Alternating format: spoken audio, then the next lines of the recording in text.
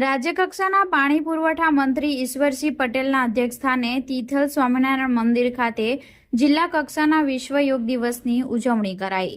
રાજ્યકક્ષા મંત્રી જળ સંપત્તિ પાણી પુરવઠા ઈશ્વરસિંહ પટેલના અધ્યક્ષસ્થાને ગુજરાત રાજ્ય યોગ બોર્ડ અને વલસાડ જિલ્લા વહીવટી તંત્ર દ્વારા વલસાડના રમણીય તિથલ સમુદ્ર કાંઠે સ્થિત સ્વામિનારાયણ મંદિરના સંકુલમાં 12મા આંતરરાષ્ટ્રીય યોગ દિવસની જિલ્લા કક્ષાની ઉજવણી કરવામાં આવી હતી।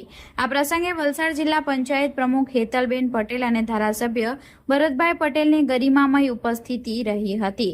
કાર્યક્રમમાં વડાપ્રધાન નરેન્દ્રભાઈ મોદીના કોલકાતા ખાતેના તથા મુખ્યમંત્રી ભૂપેન્દ્રભાઈ પટેલના માણસા ખાતેના યોગ દિવસ અંતર્ગત કાર્યક્રમનું જીવંત પ્રસારણ સૌએ નિહાળ્યું હતું।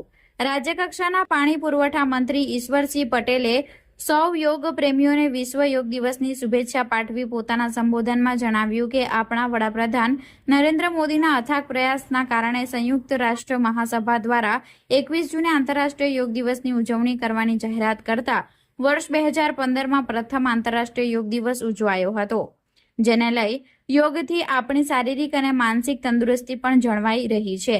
આ વર્ષની થીમ છે યોગ ફોર હેલ્થથી એજિંગ, એટલે કે સ્વસ્થ જીવન માટે યોગ ખૂબ મહત્વ છે। યોગને જીવનનો ભાગ બનાવવાથી વૃદ્ધત્વ પણ તંદુરસ્ત રહે છે, તે સહિતનું વધુમાં તેઓએ ઉમેર્યું હતું। ગુજરાત રાજ્ય યોગ બોર્ડના દક્ષિણ ઝોનના કોઓર્ડિનેટર પ્રીતિબેન પાંડે તેમની ટીમે મંચ સંચાલન કરી સહિત તમામ લોકોને સામૂહિક યોગાભ્યાસ કરાવી યોગાસન, પ્રાણાયામ અને ધ્યાનનું મહત્વ સમજાવી નિયમિત યોગ કરવા માટે પ્રેરિત કર્યા હતા।